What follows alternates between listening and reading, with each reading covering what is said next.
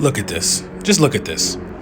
94.4 for Carson Wentz. 94.4. We got to put Carson Wentz in situations to be great. Outside of the pocket, this man's QBR is 94.4. It's almost embarrassing to see how we're asking Carson Wentz to play. We're asking him to play like Drew Brees, who's an 8.6 outside the pocket. Do you see Drew Brees getting outside the pocket? No, you don't, because that's asking of something that he's not good at. We got to put Carson Wentz, the best in the league. Just look at this list for a minute. Tell me what you see. Tell me what you think the offense should be. You got one guy jumping off the charts who does one thing absolutely just at the top of the game, the best. And we're not putting them in a position to succeed. Somebody got to answer for this. Heads got to roll. This is not the way that the Philadelphia Eagles need to be, moving forward from the offensive play calling standpoint. Yeah. Lil Brunson back at you with the back at you, and I am the best reporting on the Eagles. So listen, man, we can agree that a change needs to be made. Now, this video is basically how I feel about what changes need to be made, and in the priority and in the order these changes need to be made. So we got two things that I feel like that's really holding our team back. One is offensive play calling, and two is the defensive coordinator. I've been saying this for weeks, that the Philadelphia Eagles need to get Carson Wentz outside the pocket. We need to get him in some bootleg, some type of play action, some type of plays we need to mix up in our play calling that don't just have him standing in the pocket. And lo and behold, yesterday, if you look at my community post, you see that a metrics came out, basically saying who has the highest QBR outside of the pocket. Now, I didn't expect the numbers to be that much in the favor of Carson Wentz outside the pocket, but Carson Wentz got the highest QBR in the entire National Football League outside the pocket. Now, these QBR numbers are a form of advanced analytics, if you will. You know what I'm saying? A lot of teams are on record, the Dallas Cowboys being one of them, saying that they don't use advanced analytics. They don't like to look at stuff like that.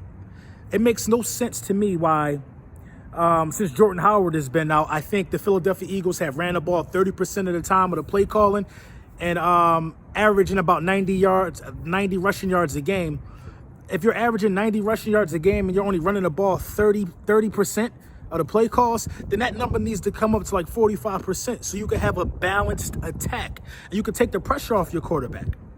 You know what I'm saying? If you know that this guy's the best throwing on the run, you need to put him in more situations to where he could bootleg and roll out. Because when you bootleg and roll out, it gives you the option to either keep the ball or to make an educated throw. Carson Wentz is not that guy that's just going to stand in the pocket because he's big, he's athletic. Every time Carson Wentz makes a good throw, it's a hair away from him being sacked.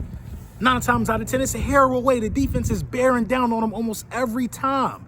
Our offensive line just can't hold up like that. We're a physical, agile offensive line that likes to move around, and we could block better in bootleg situations.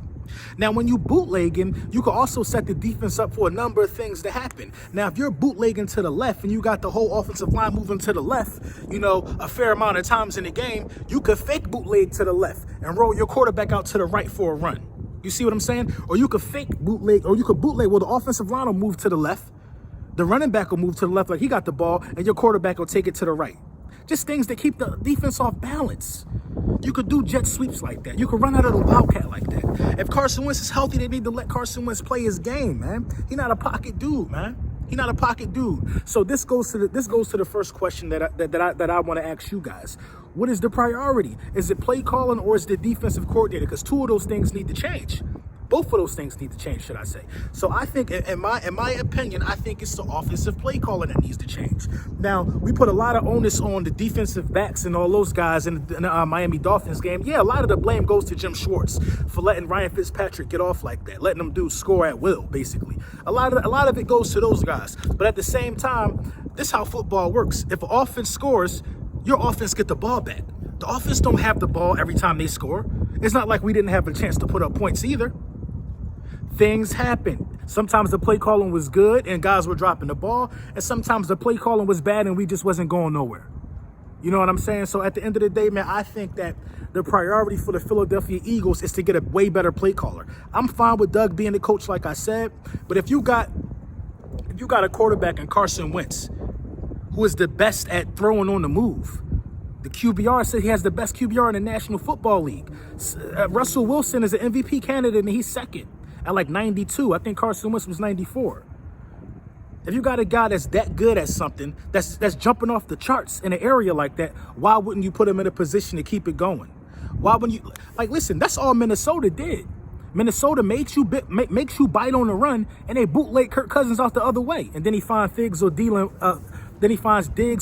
wide open. The Chicago Bears did it against the Dallas Cowboys on Thursday. I mean, it's not rocket science, man. It's not rocket science. When they start giving Trubisky the option to run and bootleg him out more and move him outside the pocket, Trubisky's game winner. He threw 3 touchdowns and he ran for 1. Had the best game of the season. You got to put these guys in position to succeed, man. And I think the Philadelphia Eagles, man, I think this is just a slap in the face. That if I can say he needs to be rolled outside the pocket, there's a bunch of Philadelphia Eagles-based analysts who were saying the same thing. Why didn't the coaches see this?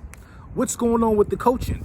What's going on? What's the report? Is it some type of paperwork that come out in the morning that say, hey, we're doing this really well. We need to implement this more. Who's in charge of that department? And where do I put my application in? Because this makes no sense to not see this stuff, man, materialize on the field. Now, being as though he's 94%, that means he's that good when the play breaking down and he's forced to be flushed out and he still throws a pass. That's being forced. Imagine if the play is designed for him to roll out. Imagine the success rate. Now, Eli Manning has been confirmed as the starter for Monday night. We already knew that. We talked about that a few times this week already. The plan is the same for Eli Manning. He's stationary. You ain't gonna see no bootlegging or no rolling off for Eli Manning. It basically is how fast can you get to him on a passing situation. Be aware of the screen. You know what I mean? I think the rest of these games depend on if Jim Schwartz even come back. A lot of people, what I'm going now, I can't blame you. But if Jim Schwartz could find a way to beat Dallas and be impressive on the defensive side of the ball from here on out and go to the playoffs with riding that momentum like he did last year, I think Jim Schwartz makes a case to come back next year. But the play calling still got to change. Now, we're a different team in the playoffs. Doug Peterson is way better in the playoffs than he is in the regular season. I'll give Doug that. But it got to start being the same. In every situation, you got to be yourself in every situation. So, I mean, it is what it is with that, man. So, you know what I mean? Oh, yeah, I just got the report from the YouTube end of year report, man. You know, the channel did really well, man. And that's a huge thank you to you guys. A huge thank you to all my sponsors that I had over the year. You know what I'm saying? We're going to wrap this 2019 up real strong. And, you know, we're just going to look forward to 2020 and things to come. And I'm never going to stop. I'm not going to quit. I'm here. It is what it is. You know what I'm saying? It started off as a hobby, but then it grew into, you know, it's my routine. I don't feel right if I don't make a video and talk to my people, man. You know what I mean? That's shout out to y'all, man. More sponsors are reaching out. I'm gonna work with the ones that appeal to us and what we doing, and we just gonna keep it as positive as possible on our channel. You know what I'm saying? I appreciate all the comments and all the feedback. You know, all of that stuff, man. You know what I'm saying? All of that stuff, man. I really mean that from the bottom of my heart, man. So let me know what you guys think in the comments, man, about what we just talked about, especially being as though we know we have this edge on the football field with the type of quarterback we got, and they're not putting it to good use. I'm kind of upset about that, but we got to focus on Monday night. If we win out, we know where we at. We win a division, and everybody got to watch out for us.